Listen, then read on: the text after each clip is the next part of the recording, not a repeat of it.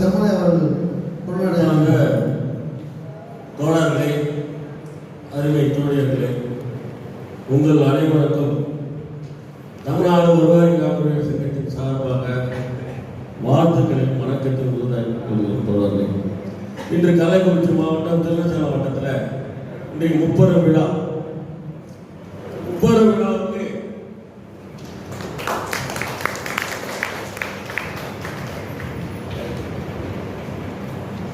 தலைமையேற்று அருமை தோழர் அந்தோணி பிரபு அவர்கள் மற்றும் அந்த வட்டத்துடைய செயலாளர், பொருளாளர் மற்ற இணைய துணை நிர்வாகிகள் அத்தனை பேருக்கும் மாநில சங்கத்தின் சார்பாக இன்றைய நிகழ்வு நாளை வரலாறு என்ற அடிப்படையிலே இந்த கல்வெட்டு திறப்பு விழா, குடியேற்ற விழா, புத்தக ஏற்ற விழா இதுக்கு உறுதுணையாக இருந்த மாவட்ட நிர்வாகிகளும் கள்ளக்குறிச்சி மாவட்ட நிர்வாகிகளுக்கும் அதை வழிநடத்திய ஆலோசனை குழு வழங்கிய அருமை தோழர் மாநில துணைத் தலைவர் ஆதி லட்சுமணன் அவர்களுக்கும் மற்றும் முன்னாள் மாநில துணைத் தலைவர் அருமை தோழர் பாலசாமி அவர்களுக்கும் அதே போல் இந்த மாவட்டத்தில் இருக்கக்கூடிய மாவட்ட தலைவர், செயலாளர், மாவட்ட பொருளாளர் உள்ளிட்டோர் அனைவருக்கும் மீண்டும் ஒரு முறை இந்த நிகழ்ச்சியானது தொடர்ந்து கள்ளக்குறிச்சியில் பிறந்த 23ஆம் ஆண்டு செப்டம்பர் மாதத்தில் கல்லூராய் மாலையிலே இதே போல் நிகழ்வை நடத்தினார்கள். அது இந்த 3 ஆண்டு முடிவதற்குள் இந்த ஜூலை 4ஆம் தேதி இந்த நிகழ்வை அவங்க நடத்தி கொண்டிருக்கிறார். அதுக்கு மீண்டும் ஒரு முறை நாங்கள் மாநில சங்கத்தின் சார்பாக உயர்ந்த வணக்கத்தை உறுதியாக்கிக் கொள்கிறோம். ஏன் என்று சொன்னால் இந்த கொடியேற்ற விழா, கல்வெட்டு திருப்பி அலம்பரமான விஷயங்கள் இல்லை. காலகாலமாக இந்த வட்டத்திலே, இந்த வட்டாட்சியர் அலுவலகத்திலே பதியக்கூடிய பேர்களை இன்னும் 50 ஆண்டு காலம் சங்கம் இன்றைக்கு தங்கம் தொகைக்கு 53வது ஆண்டு இந்த வருவாய் கிராம சங்கம் தொடர்ந்து வீரம் சேர்ந்து நடைபெற்றுக் கொண்டிருக்கிறார்கள். அதே போல் இந்த கல்வெட்டும் பிற்காலத்தில் உங்களுடைய பிள்ளைகள், உங்களுடைய பேரர்கள், இவர்களெல்லாம் போற்றக்கூடிய கல்வெட்டாக இங்கே அமைந்திருக்கிறது.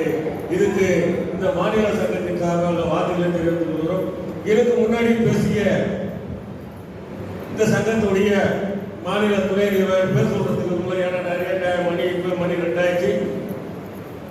மாநில துணை நிர்வாகிகளை, மாநில பொருளாளர் மற்றும் பணி நிறுவப்பட்ட சங்கத்தின் மாநில பொருளாளர், மாநில செயலாளர் அத்தனை பேருக்கும் இந்த சங்கத்தை வருவாய் கிராம சங்கத்தின் சார்பாக வாழ்த்துக்களை வழங்கத்தை தெரிவித்துக் கொள்கிறோம். தொடர்ந்து என் கூட பார்த்தீங்கன்னா திருக்கோயில இருந்து ஒரு தம்பி சொன்னார், ஏன் போராட்டத்தை பின்னாடி அறிவித்தீர்கள் நம்ம சங்கம். நாம் போராட்ட முறைப்படி நாங்கள் நம்முடைய சங்கம் ஒரு போராட்டத்தை கையில் எடுக்கிறோம் என்று சொன்னால் அரசாங்கத்துக்கு நாங்கள் ரிஜிஸ்டர் பதிவு தபாலை முன்கூட்டியே அந்த அரசாங்கத்துக்கு தெரியப்படுத்துவோம். அதுபோல் நேரடியாகவும் சென்று நாங்கள் இந்த கோரிக்கை, எங்களுடைய கோரிக்கை 7ஆம் கோரிக்கை, 5ஆம் கோரிக்கை இது நிறைவேற்றி தரவில்லை என்றால் நாங்கள் போராட்டத்தை அறிவிப்போம், நோட்டீஸ் கொடுப்போம். ஆனால் இந்த நாங்கள் எடுத்த ஏற்பாடுகளை இந்த மாவட்டத்தில் இருக்கக்கூடிய நபர்கள், இந்த மாவட்டத்தில் இருக்கக்கூடிய மாற்று சங்கத்தை சேர்ந்த தோழர்கள் அவர் என்ன பண்ணாங்க, 3ஆம் தேதி போடுறாங்க. அருகில் பெரம்பலூர்ல ஒரு செயற்படும். நாங்கள் 15 நாளுக்கு முன்னாடி கூட்டத்தை போட்டு மாநில நிர்வாகிகளிடம் ஒப்புதல் பெற்று, மாவட்ட நிர்வாகிகளிடம் ஒப்புதல் பெற்று முறையாக நோட்டீஸை நாங்கள் அரசாங்கத்துக்கு கொடுக்குறோம். உடனடியாக ஒரு செயல்பட போடுறோம்.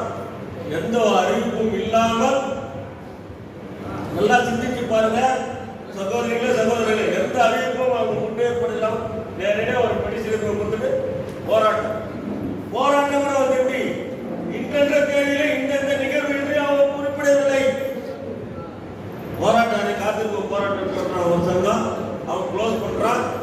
8ஆம் தேதி போறான் இன்னொரு சங்கம், அவன் காத்திருப்பு போராட்டம் இன்னொரு சங்கத்துக்காரப்ப அதில் உட்காந்து என்ன பண்றான் அப்படி நீ சாலை மறியல் பண்ணுறான். என்னது சாலை மறியல் பண்ணுறான். ஆனால் இந்த அரசாங்கம் இப்போ வீட்டில் இருக்கக்கூடிய அரசாங்கம் ஏன் அவர் நடவடிக்கை எடுக்காமல் விட்டார்கள் என்று தெரியுமா? தேர்தல் நேரத்திலே இவர்கள் மீது நடவடிக்கை எடுத்தால் நமக்கு பின்விளைவு ஏற்படும், நம்மளோட பாதிக்கும் என்ற இடத்துல தான் அவங்க அத்துமீறி அநாகரிகமாக ஒரு போராட்டம் சொன்னால் ஒரு வரன்முறை இருக்கிறது.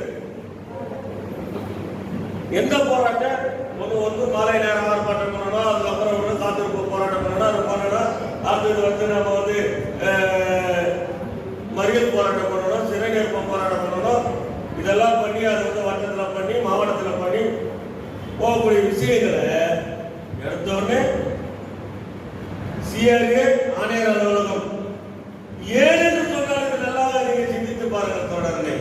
ஏனென்றால் அந்த சங்கத்துக்கு தமிழ்நாட்டில் இருக்கக்கூடிய 318 தாலுகளையும் அவர்களால் போராட வக்கு இல்லை என்பது இந்த நேரத்தில் பதிவு செய்ய கடவுள். நம்முடைய சங்கத்துக்கு கிட்டத்தட்ட 280 தாலுக்கு மேல நம்முடைய சங்கத்துக்கு போராட்டம் வட்டத்தலைநகரோட போராட்டம் திரைநிரப்ப போராட்டம் செய்வதற்கான வழிவகை இருக்குது என்பதை இந்த நேரத்தில் பதிவுக்கூடாது. ஏன் இதை சொல்றேன்னு சொன்னால் அவர்களும் நம்முடைய கூட்டமைப்பாங்க. அது ஏன்னா அதை பற்றி நம்ம சொல்லியாரு. ஏன்னா ஏற்கனவே 3 கட்ட போராட்டத்தை சொல்லிட்டாங்க. ஓய்வுபெற்ற சங்கத்தில் சொல்லிட்டாங்க. நம்ம சங்கத்தில் அந்த விஷயங்களை வெளிப்பட்டு அதுக்குள்ள படம் இன்னும் டைம் ஆயிட்டப்பா. நாம் தொடர்ந்து இந்த புதுக்கட்ட போராட்டத்தை பண்ணி எல்லா அரசு அறிவிக்கின்ற சலுகை அத்தனையும் வாங்கிட்டோம். என்ன பெண்டிங்னா பொங்கல் போனஸ் இந்த டிபிரியில் வாங்கக்கூடிய ஊழியர் போல 1000 வாங்க 2000 வாங்கணும். நாம் அரசு அட்டவணைக்குள் வர வேண்டும். உங்களுடைய அனைவருடைய எதிர்பார்ப்பு அரசு அட்டவணைக்குள் வர வேண்டும். ஆனால் அரசாணைக்கு அட்டைக்குள் இருக்கக்கூடிய அத்தனை சலுகையும் இந்த வருவாய் கிராம சங்கம் விட்டுக் கொடுத்துள்ளது. அலுவலக உதவியாளர் வாங்கினோமா, கிராம நிர்வாக அலுவலர் வாங்கணுமா, கருணடைப்படை வாங்கணுமா, மகப்பெருவெடுப்பு பெண்களுக்காக வாங்கணுமா, தேர்தல் பணி இதுவரை நீங்க அதை பார்த்திருப்பீங்க. நாங்களாம் தேர்தல் வேலை செய்யும் போது ஒரே 300 ரூபாய் மட்டும் தான் 2 மாசம் வேலை செஞ்சுட்டு வெறும் 300 ரூபாய் மட்டும் அந்த வேலையை வாங்கிடும். அதுக்கப்புறம் 500 ரூபாய் வாங்கி. ஆனால் இன்றைக்கு நிலைமை அப்படியே இருக்கிறது. 2016 சங்கம் எடுத்த முடிவினால் இன்றைக்கு நான் வாங்கக்கூடிய சம்பளத்தில் பாதி வாங்குறமா இல்லையா? இதை யார் அந்த மாற்று சங்கத்துக்காரர்கள் பெற்றுக் கொடுத்தார்களா? சொல்ல பார்க்கலாம். அதே போல இத்தனை சலுகை நான் பேசிக் கொண்டிருக்கிற அத்தனை சலுகை அரசாங்கம் கடந்த அதிமுக அரசாங்கமும் இந்த திமுக அரசாங்கமும் வருவாய்த்துறையில் பணியாற்றக்கூடிய மாற்றுத்திறனாளிக்கு பூர்த்திப்படி இல்லை இந்த வழங்கினார்கள். அதை தொடர்ந்து போராடி நாம் அதே 1000 ரூபாய் கொடுக்க கூட இங்க வீரவசனம் பேசக்கூடிய மாற்று சங்கத்தினர், ரீல்ஸ் போடக்கூடிய மாற்று சங்கத்தினர் இதுவரை நான் பேசலங்க. எப்பவுமே இந்த மீட்டிங்லாம் பற்றி பேசுறது அந்த அளவுக்கு என்னை முதுகு எலும்பு இல்லாதவர்கள் வருவாய்த்துறை சங்கத்தா கூட கொடையிலே இருக்கக்கூடிய கொல்லப்புறத்திலே ஒரு பேப்பரை வாங்கி வந்தவர், பட்டப்படிப்பை கிராம நிர்வாக அலுவலருக்கு தார்வார்த்தை கொடுத்தவர் என்றெல்லாம் பேசினார்களே. அப்படி தாராவத்தை கொடுத்த குல சலுகை நாங்கள் பெற்றுக் கொடுத்தோம். எல்லாம் சிந்திச்சு பாருங்க. நம்ம கிட்ட டிஸ்ட்ரிபியூஷன் முதல்ல கை வைக்கிறது என்னன்னா இந்த பங்களிப்பு டிஸ்ட்ரிபியூஷன் 2007 அப்புறம் வந்தவங்களுக்கு வருவாய்த்துறையில் பணியாற்றக்கூடிய கிராம உதவியாளருக்கு பொருந்தாது. அதிமுக அரசாங்கம் கொண்டு வந்தாங்க. உடனடியாக மாநில நிர்வாகம் அந்த துறை அமைச்சர் ஆர். உதயகுமார் அவர்களையும் அந்த சிஆர்ஏ அவர்களும் செக்ரட்டரி அவர்களும் சந்தித்து பேசும்போது அதை அப்படியே நிப்பாடு பண்ணிட்டாங்க. 20ஆம் ஆண்டு 2020ஆம் ஆண்டு கடைசியில் நாங்கள் போய் பேசும்போது அதை அப்படியே நிப்பாடு பண்ணிட்டாங்க. 2021 திமுக அரசாங்கம் ஆட்சி வெளியேறியது. அவங்களும் வந்து என்ன பண்ணாங்க, அதே ஜீவோவை போடுறாங்க. வரவேற்பு பணியாற்ற கூட சிறப்பு காலமுறை ஊதியத்தில் இருக்காங்க. இவங்களுக்கு வந்து சிபிஎஸ் பிரித்து செய்யக்கூடாது. உடனடியாக கொரோனா டைம், முடிவு டைம் கொரோனாவும் கூட நாங்கள் பார்க்காம நம்ம வரவேற்புறை அமைச்சர் KKS ராமச்சந்திரன் அவர்களையும் CRE அவர்களையும் சித்திக்கு சார் அவர்களையும் சந்திச்சு இன்னைக்கு வந்து அவரை நிதித்துறை செயலாளராக இப்போது இருக்கிறார். அவர்களை சந்திச்சு தொடர்ந்து எங்களுக்கு எது ஆனாலும் பரவாயில்லை, ஏனென்றால் எங்களுக்கு நாங்கள் இதில் போராடக்கூடிய அன்றைக்கு இருந்ததுல வந்து பார்த்தீங்கன்னா ஒரு 6 பேர் வந்துறாங்க. இது நான் உண்மையை சொல்லிதான் ஆக வேண்டும். நாங்கள் பென்ஷன்ல இருக்கிறவங்க, மீதி 7 பேர் வந்து சிபிஎஸ்ல இருக்கிறவங்க. என்ன சொல்வார்கள் தெரியுமா? தலைவரும் பொருளாளர் மாரிமுத்தம், தலைவர் திருமலை வாசனம், பொதுச்செயலாளர் ரவி அவங்க வந்து ஜிபேப்ல இருக்கிறாங்க. அவனுக்கு நிறைய கேடு, அவன் வீட்டில் பார்த்து கூட பென்ஷன் வாங்கலாம். நம்ம நிலைமை என்ன? நமக்கு சிபிஎஸ் பிரித்து செய்தால் தானே பழைய ஓய்வூதியத்தை எந்த அரசாங்கமாக வந்து அறிவித்தால் அதுல நாம் பயன்பெறுவோம். எங்களை புதியவர் என்று சொல்லி நீங்கள் முதுகிலை குத்திவிடக் கூடாது என்ற எண்ணத்தோடு நாங்கள் அந்த உயிருக்கு பயப்பட சொன்னார்கள். கொரோனா காலத்திலும் தொடர்ந்து அந்த பயணம் பண்ணி மீண்டும் சிபிஎஸ்ஐ பழைய நிலையை தொடரலாம் என்கிற கடிதத்தை நம்முடைய வருவாய் நிர்வாக ஆணையர் சித்திக் அவர்களிடம் பெற்றுக் கொடுத்தது. இந்த வருவாய் தங்கை என்பதை அனைவரும் நினைவுகளும் அதே போல் அடுத்தது தெரியுமா, வீட்டத்தில் குறிக்கலாம். உடனே மாற்றுது மேல் எவ்வளவு அது சமூக நீதி பேசுற அரசு. ஏற்கனவே இருந்த அரசு சமூக நீதி பேசினாங்க.